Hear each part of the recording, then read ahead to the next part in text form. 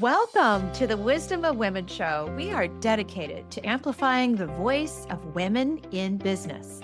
A new model of leadership is emerging, and we are here to amplify the voices of women leading the way. I am your host, Coco Zellman, five-time founder, impact investor, and creator of the Force for Good system. Thank you for joining us today as we illuminate the path to unlocking opportunities and prosperity for women-led enterprises by amplifying the voice and wisdom of women. So today we have a female-first performance architect in our midst.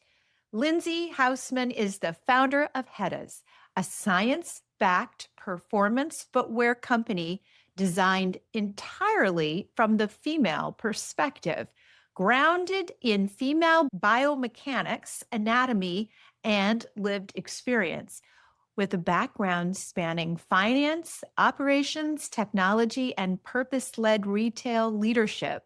She brings a rare systems-level rigor to building an impact-driven brand from the ground up.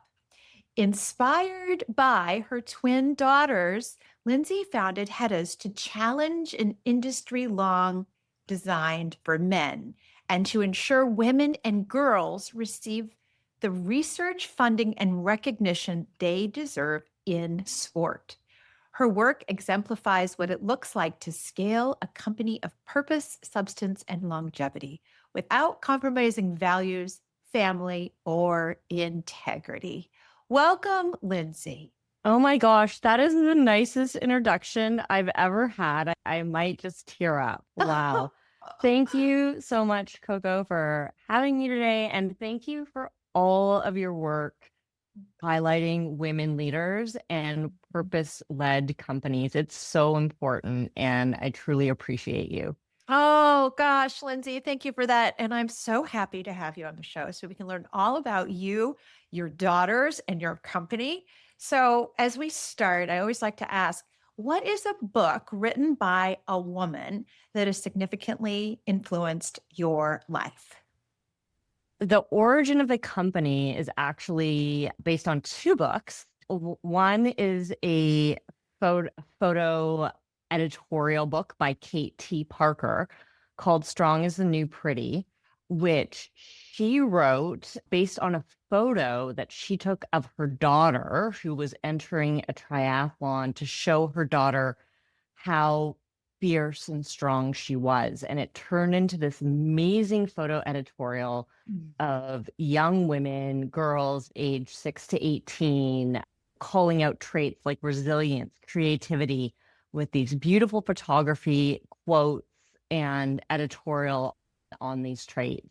Around the House is a coffee table book. And the second one was Untamed by Glennon Doyle, that I read around the same time between when they were 6 and 8, and just the stories and essays in that book about what is possible when you look beyond what boundaries you may perceive. It's like, yeah, I can do hard things. I can do this. Yeah. I love that book, Untamed. And I am going to have to pick up a copy of Strong is the New Pretty. And it turned into like t-shirts, and everywhere I was seeing this wonderful new mantra and way to live, right? Like rewiring our brains and what it means to be feminine. And I love that. Thank you for those recommendations. Yeah, no problem. Lindsay, I always like to start out to learn some moments of our guests' lives. There are moments that shape us into who we are. Sometimes we have moments of pain or struggle. Sometimes we have moments of surprise and delight and epiphany. Looking back at your life, what are 3 defining moments or experiences that brought you to where you are, shape you as the human that you've become today? I love this question because I so believe in, like, you look back and you can connect dots that maybe you didn't see as moments along the way. And I think the first one really goes back to grade 9. I can clearly remember this. I grew up in Ontario, and I always felt like it didn't suit my personality from like, I loved being outdoors, I loved being athletic. And I was in a suburb out of Toronto. That was a great place to grow up. And I remember we had a pool and I was cleaning the pool cover with my dad, and this person came around on a bike and was handing out pamphlets about the University of British Columbia. I was like, whoa, I've never been to that side of Canada. This looks amazing. And I said to my dad, I'm going to go to UBC. This looks like my type of people. Like there's mountains, there's skiing, there's a campus, there's a city. And my dad was like, oh, that's nice, sweetheart. And then in grade 10, in a French project, I did Whistler I made a brochure of Whistler. And I was like, no, I'm going to go to UBC and I'm going to go to Whistler. And so when it came time to apply for universities, I only wanted to apply to UBC. And my mom was like, well, you need to apply to more than one school. And so I humored her and I filled out the applications. And I remember arriving on the UBC campus, and I remember my first time going to Whistler, and just like, I made this happen. Like I put this out in the world and I worked really hard. And I remember driving around Whistler and seeing like the hotels I had put in my pamphlet in grade 10. And it just really gave me this belief that if you believe in something and you work hard, that you can make things happen in your life. And so I think that was a big moment for me, realizing that I can be a steward of what I would like to do, even if it's hard. I love that. I can be a steward of what I want to do, even if it's hard. I just think that's such a brilliant piece of wisdom to take into life, right? There's a book that I love, Women Who Run with the Wolves. And at one point, she says, what if I'd been born knowing that I had the heart of a warrior? Like, what if somebody told me that? And I love this message that you're saying that, yeah, I can be a steward of my dreams. And I love this. You were ninth grade and along comes somebody on a bike with a pamphlet, and UBC is just like, I got to go, right? I got to go. We're going to do this. Yeah. So I think that one, I'm trying to think of another one that stands out as impactfully, but that's the one that I always look back and remember. Yeah. You were clear. One of the things I'm fascinated by in my own experience and when we're making big decisions in life, whether it's having children or getting married or starting a company or shutting down a company, it's like we always wish we were clear, right? We always wish we knew what we wanted. And sometimes we know, I want to go to UBC. Yeah. I guess one more that comes to mind, and this one was crazy. And I think this one sort of gave me, when I look back on it as someone who's very pragmatic, accounting, technology, one might say my appetite for risk has been low. But we had 13-month-old twins. We had just closed on a house in Vancouver. My husband was at Lululemon. And we'd got back from a trip and he got called into the office on like a day he wasn't supposed to be working. And I was like, oh, they're probably going to the new role that you were taking. And he calls me from the office and said, are you sitting down? And I was like, no. So Lulu has this thing where you put your goals on the wall, and we had to decide, you have to tick if you're open to international. And we had decided that we were, yes, open to international, but I said the only place I will go that I would like to go is Melbourne, where I have friends. And he said, that one's not going to happen. It might be Hong Kong or London, but Melbourne, that one's probably not in the cards. And I said, okay. So he called and we literally just bought this house with babies. And he was like, they've offered me the job in Melbourne. Do you want to move to Australia? And it was like, there was no hesitation. It was just like, yes, we are going to Australia. We will figure this out.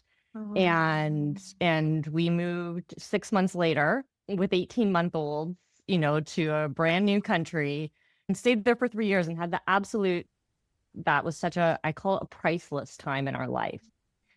That I cannot put a value on what we got out of that experience, but there was no hesitation where someone might think, oh, this is really an odd time to be moving across the globe to some place that's at minimum a 17-hour direct flight. But you did it, right? I see. Yeah. I find this to be a really common stripe on women who are up to big things, right? We do stuff. Like Yes. we make decisions and we try stuff out, and our lives are not a perfect line. They're a zigzag and a spiral and an in and out. Yes. Yes. As I was hearing you say this, I have 18-month-old twins, and here I am. I'm going across the world and I'm going to live in Australia. And wow, that's just like all the reasons that could come into your mind to tell you why you shouldn't. But there was something bigger calling you, right? Like just, Yeah. And yeah, it was an experience of a lifetime and zero hesitation. So I also oh, look back on that. Someone asked me in a different interview about when my appetite for risk. And I was like, I think that made me realize that I could do something that would seem really risky. yeah. And yes, there was definitely not a straight line when we were there, and lots of No. things happened. And so I look back on photos, and definitely there was a lot of sleep deprivation, but it doesn't matter. Like the overall tone of the experience, Yeah. I look back on it and I'm like, well, I did and I couple that with 18 moving out to British Columbia, never having been here before. I hadn't even toured the campus. And so you realize that you can put yourself in these situations and you're capable to figure it out. And that's part of the fun. Like that's the journey, right? And I love puzzles. I love doing puzzles. And I think if it's that, like, how can you eat an elephant? Like that Yeah. small piece, like if I put down 1,000-piece puzzle on the table, I might be completely daunted. And it's okay, just find 2 pieces that fit. And I feel like if you can take that into retrospect, into those experiences, that's what I was doing. Like, how do we do this? What's one thing I can do today to feel a bit more settled in this new country? Oh my goodness. And what I'm hearing too is you said no resistance, but like joy, right? Yes. Like, Yeah, joy in yes, figuring I it know, out. especially when things are hard and when we're just kind of in the ins and outs, the messy middle, that like finding those little moments of calling, big or small, whether it's a restaurant we want to go to or an escape to a beach that's nearby or whatever, to like keep those moments of joy coming out, Yes. right? Yes, absolutely. And then did you have a third moment you'd like to share with us? No, I think that's it. Well, I'm going to ask about one more specific moment. So Okay. I want to know how your girls were a part of the story of starting Hettas. Tell us what is Yes. Hettas Yes. and tell us why you started her. Yeah. So my daughters they were 8 at the time when we started thinking about maybe doing something when they were done high school. So the original idea, so again, part of Lululemon vision and goals, my husband and I had sat down that Christmas and said, oh, 10 years out, our kids will be done high school. And we thought, oh, wouldn't it be cool to start a purpose-led social impact type brand? We both love brand. We both love gear. We both firmly believe in the role of sport in women's lives. Okay, let's just put that out there and park it. And what is now Hettas is a female specific performance running shoe brand that we pulled forward 10 years from 2030. And the reasons we landed in footwear, which at that time we had left it really loose, and the reasons we pulled it forward were largely related to our kids and what we were seeing happening in the world. And we had I had read an article that at the age of 8, people start talking to girls differently. There's a different way in perceiving their athletic ability. And I was like, that seems crazy. Like our kids are 8, they're very athletic. I don't want anyone to be speaking them in a way that's going to limit what they think is possible. Because right now they think everything is possible. And that's how I want them to go through life. And they were in a ski program, and the instructor, they were aiming for a program sort of 2 levels up, and we're skiing at that level. And the instructor was like, well, I just want to set your expectations. I think we'll put them in this other program next year. And I said, well, why? And he said, well, because they're girls, they're petite. And I said, well, what about their capability? How are they skiing? Are they able to keep up with the group that they want to go in. And another mom and I, with our friends, we were very big advocates. Like, look, we'll listen and put them with group, but it has to be ability based. It can't be gender based. And if there's a risk, like they're going to be doing things that are too challenging and that they're not capable of handling and they could injure themselves, absolutely put them in the other group. So they got assessed, and all three girls ended up in the group that they wanted, in their goal group, which was 2 levels up. And I was so proud. And also that they didn't know that this had been going on in the background. So to them, they were just valued. They did their assessment, they passed, and they got in the new group. And then the next year, my daughter, one of them, won a gender neutral competition, girls and boys. She's 9 years old, and it's her standing between, 2 boys that are like a foot taller than her with her little ears on her helmet, having won this like big mountain skiing line. And that's what I want them to go through life believing. Like, it doesn't matter gender. And that same time that was all going on, we started seeing their friends stop participating in sports day, stop participating in track. And there was a great editorial piece in the New York Times around the same time highlighting Mary Kane, Allison Felix, all of these stories. And I remember saying to my husband, something's really broken, like really broken with how girls, collegiate athletes, professional athletes, female athletes are treated, the training, the nutrition, everything. This was around 2019, 2020. And I said, I think the time is now. Like the time we can actually do something about this. We have skills from our careers. We landed on footwear because I'd been having all of these feet problems. And my husband kept saying that a colleague of ours, Doug, will make you a pair of shoes. And finally I said, why would Doug just make me shoes? And Doug was like, you're wearing shoes made for men. So it was like I was like, okay, now I know we're doing footwear. So we're going to do a brand focused on building quality athletic female footwear, which is gear, which I love gear and I love athletics. And so this really fit. And it's not easy, and it's going to be super challenging. And I'm not even going to think about the big companies out there that are doing this, because then you would think you're insane. But I'm just going to focus on why we're doing it. And why we're doing it is to keep girls in sport, to fund female athletes, to bring equity to women in sport, to put public research available out there to educate women on what they need for their bodies, for performance in sport, and for longevity. What was starting to go through my mind is, if my feet are this sore when I'm 40, I had visions of playing tennis till I was 90. Like, if my feet are this sore and I'm 44, forget 90, how am I going to be playing tennis actively in my 50s and 60s? And I was like, this needs to be addressed like now. Yes. And so it was that sort of confluence where Hettas is very much committed to quality, technical female performance sportswear, athletic footwear, but driven by 3 mission pillars of research, impact, and community.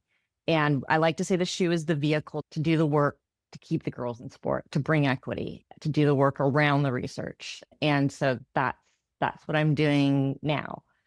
I love the stories of how your commitment to girls in sports, and what it was it you said that the importance of sports in women's lives, in particular young women's lives. Can you say a little more about that?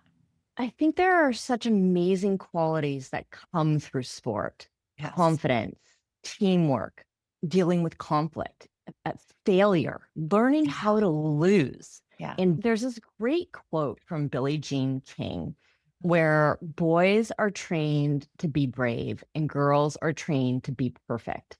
And when I read that quote, I was just like, that is the source of beyond sports so much. Yeah. And we as women need to learn to take risk and to be comfortable with risk in all aspects of our life, and be confident that we can recover from a failure.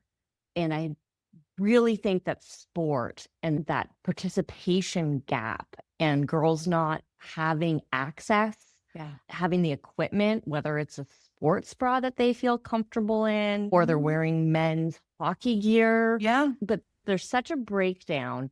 And then it impacts everything. And I remember reading an article in The Atlantic, gosh, I don't know how many years ago, and it talked about it's not a pay gap, as in careers and business for women, it's a confidence gap. And I put that together with the Billie Jean King quote, and then also what I'm seeing in the startup world and in the investing world. Yes. And I really think I look back, I'm like, this all comes back to building confidence and risk tolerance and the teamwork piece of being okay to fail, and your friends are going to support you. Yeah. It's not going to be a red mark. So that's why I think sport is so important for girls. And I love the story of how you're sort of bringing all of this into the brand. So Hettas is both obviously very purpose-led and science-backed. How have you approached, and you touched on this just a touch, but like how have you approached funding and scaling your business in a way that protects the integrity of your mission while also building a company that has growth and longevity? I didn't realize that would be the hardest part of what I was doing. And part of me is grateful for that. I started my career at KPMG. I worked in forestry. I worked in mining.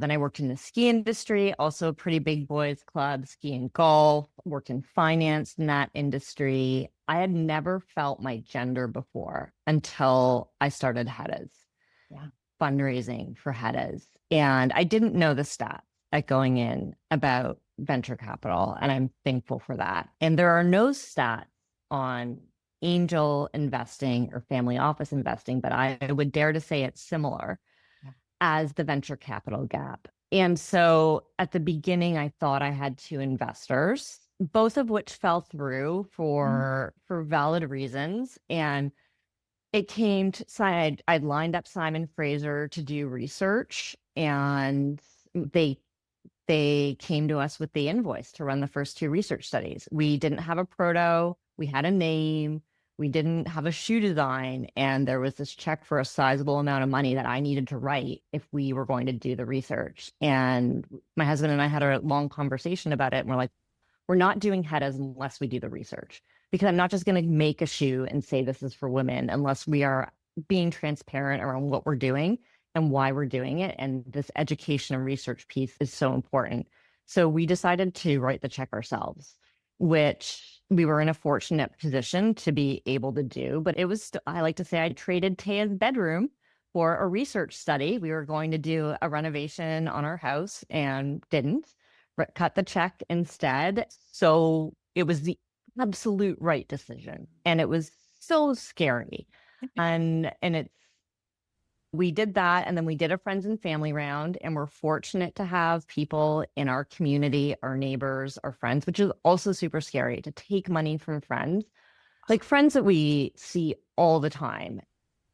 And for them to cut sizable checks for us made me cry with gratitude, and then also be terrified that I could lose these people's money. But it was, if we wanted the company to exist, we had to do this. And everybody seemed to be going in eyes wide open. So we did.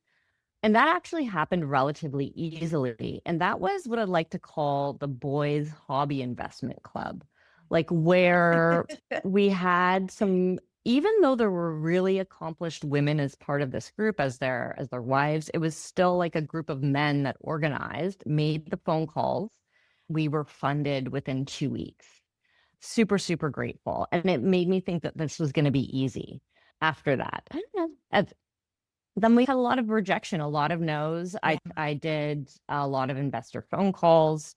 I did a lot more self-funding. We did a small bridge round, took on small business loans that require you to have personal guarantees, which again, push your risk tolerance to a place of discomfort. We hit a point where there was no more funding. It was 2023 when we tried to raise money. It all just froze. We self-funded, business loaned our way through it. And then in 2024, I actually thought we were going to have to shut everything down. I'd worked at a company in Vancouver that's an alcohol company known in the US for White Claw and Mike's Hard Lemonade. It's founded by one person, it's owned by one person, and his story of resilience is incredible. I worked there in like the late 2010s, and my old boss, who I'd been out of touch with since we lived in Australia, messaged me and said, I've been following, let me know when you need help. Oh, And it's just like, I need help. yes, literally, I had calls to figure out how can we continue. He got an investment to me that week to keep us going. And they have been invested in us the last 2 years, which I'm extremely grateful for. The level of investment relative to what I think we need to actually scale and market has been very small. So our marketing has been very limited. And then that puts you in this cycle where investors go, well, where's all your revenue? And it's like, well, I have to buy inventory, I have to market. Like if I'm putting in a few 100,000 a year, it's not like putting in a million a year. Yeah. Where Yeah. you can have the funds to show that paid digital works or PR works. And so we're in this interesting place right now where we are still. I think I've been actively raising since 2021, and I've just learned that that's just part of life. And I have grown a much thicker skin around all of the no's. And I've also become much more savvy about who I'm willing to talk to and who I think is values aligned and who will understand that we are purpose driven as well as product driven and social impact. And since I've made all of these decisions, I've noticed I've had an influx of inbounds. Now, where they're going to go, I don't know, but I'm finding people who are values aligned, who want to be part of something larger than just a product. And I'm optimistic. I think I feel like the energy, I have this saying, go where the energy is. Like, Yes. and that's part of the reason I stopped doing pitch competition. I was putting so much energy out and so much prep out. And same with the VC calls. I stopped VC calls.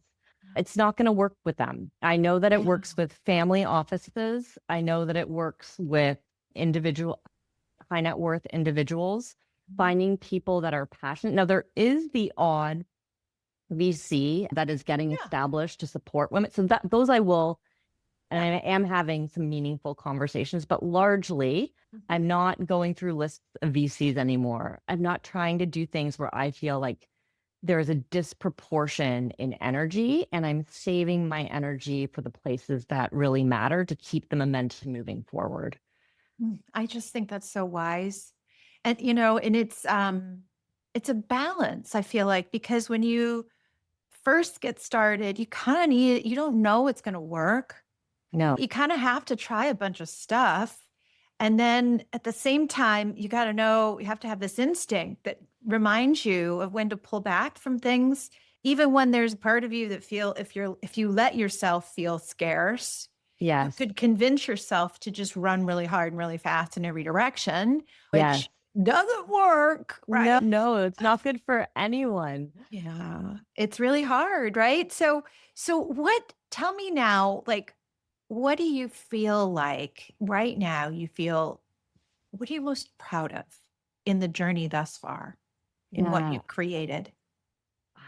So last Christmas, even though we'd secured funding, so 2020, Christmas of 2024, I took 2 weeks off. We're a big family of skiers, and we were up in Whistler, and I just skied for 2 weeks. Nature, I wanted to be in snowstorms. Like I needed to be in the elements, and read books and did puzzles and played Mario Kart with my kids. And at the end of the break, I was just so emotional about driving back down to Vancouver and going to work that I couldn't stop crying.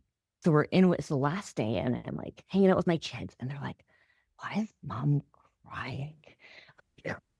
What is going on? And my husband's, it's been a very emotional fall. We're heading back down, and they're like, Mom, you're not going to stop Hettas.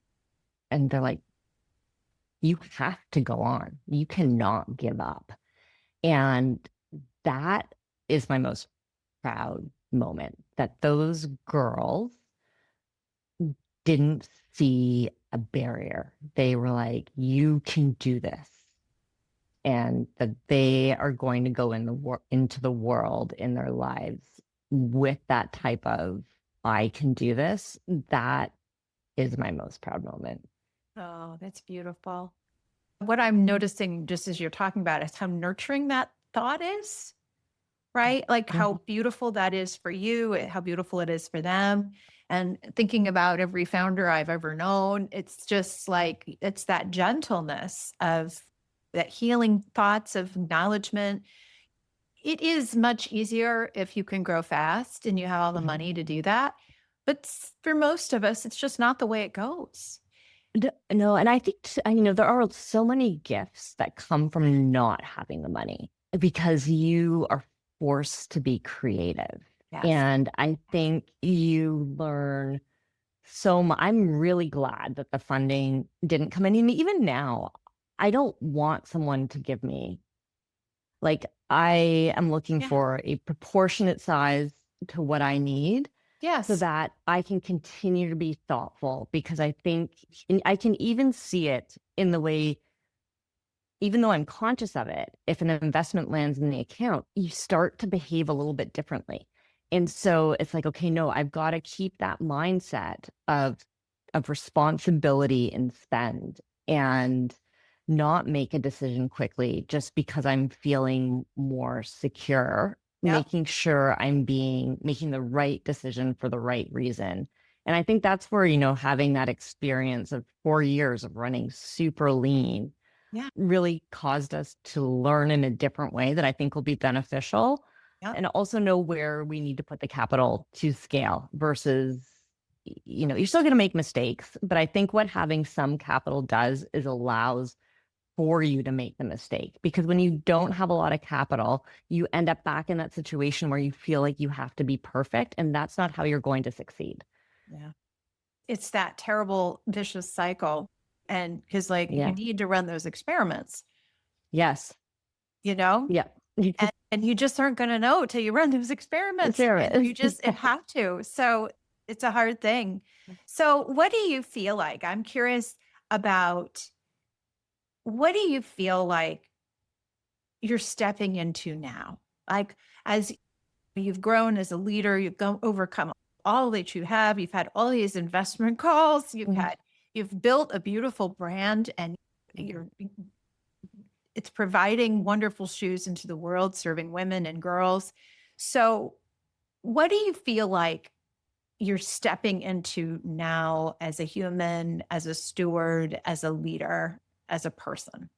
I feel like I'm stepping into this place where I have a responsibility to have this company work, not just because of the product, because of all of the other pieces. And I've seen firsthand how meaningful the research, the athlete support programs we've set up, the participating in the women's decathlon movement, because it's still a heptathlon in the Olympics, working with the Mum Forward movement group out of San Francisco, creating meaningful community events where we bring together practitioners and have conversations in safe spaces with women with a run. And Ah, all of those pieces are so important. I feel this responsibility to nurture those and to grow the company in a sustainable way so we can keep feeding those mission pillars the amount of difference that those little pieces would have. I like to say, we're doing athlete support in a startup way. And anytime I have a bad day, my husband's like, just hop on a call with an athlete.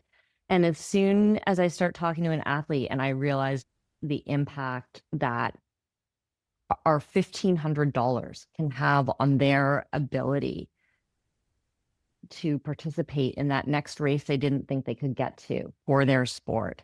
Yeah, I didn't realize the gap in support between the top 0.1% of athletes and everybody else. And so as I'm learning about these gaps, I feel like there's a responsibility there. And then the other place I'm starting to learn and I want to lean into as we grow is supporting other founders and supporting women in investment. And how do we coach women out of this idea of perfect and understanding that also what they view as philanthropy can be social impact investing. I think there is a huge opportunity with this great generational wealth transfer and the way women have been systemically trained around being the philanthropist of the household versus the male being the investor. This social impact investing is real and a great bridge. And also this risk tolerance where I think women feel comfortable, and I'm generalizing here, more with philanthropy because they know that it's a donation and it's going to whatever cause. Where with investment, I feel like there's this need to make sure that they're going to put their money in something that's for sure. And that's not how investing works. No. And so, how can I participate in this conversation in a way to be supportive? I think this is going to take a while to shift. This is a major systemic change, but Yeah. it's the conversations are happening and there are amazing women doing this work. So I also want to be part of that. I love that. Today, I'm an exited founder and I'm looking to buy a business right now. And it's kind of the biggest motivator for me is what I get to do with the capital that I have. And the power of capital is really significant. And Significant. we need to have women in the room Yes. with our capital making decisions. 100%. And I find that it's a common thread for women founders. We're less interested in the Maserati and we're more interested in what we're going to do to further the success of others and of causes we care about and purpose and the idea. I love that, like, your husband reminds you to call an athlete when you're having a good day or a bad day, because it's, to me, that's what purpose fuels profit. Yeah. When you're connected to purpose, you do your best. 100%. 100%. And that, we don't have a big team at Hettas at all. I have one full-time employee and a few contractors. Yes. And everybody that has joined the team has reached out and been fueled by the purpose to want to be part of it. And it's amazing what you can accomplish with a very small, fragmented 10 hours a week here, 10 hours a week there team when they are fully connected to what you are building. And it makes such a big difference in your day to day to feel like I'm working for something bigger than me. Yeah, it's a human need, right? Yeah. We can create cultures and companies that fulfill that incredibly deep need and do good things in the world. Wow, that's awesome. So I'd like to now take us to our fast fire round. Okay. Ready. All right. Yes. So, a favorite athlete who inspires you? Oh, Gabby Thomas. Gabby Thomas. As a mother of twin daughters, what leadership behavior are you most conscious of modeling through Hettas? Tenacity. Tenacity. What's a quiet win you're deeply proud of that doesn't show up in metrics or press releases? My kids. Yeah. Risk or resilience? Resilience.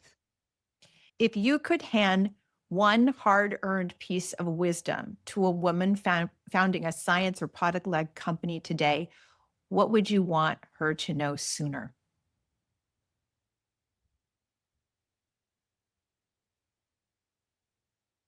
Oh, that is a hard one. That is not a fast question. What would I want her to know sooner? That she is making an impact. It might be silent for a while, but she's making an impact. Just keep putting one foot in front of the other. So people are noticing, people see the work, and you just keep moving forward. Keep climbing the mountain, right? Yeah.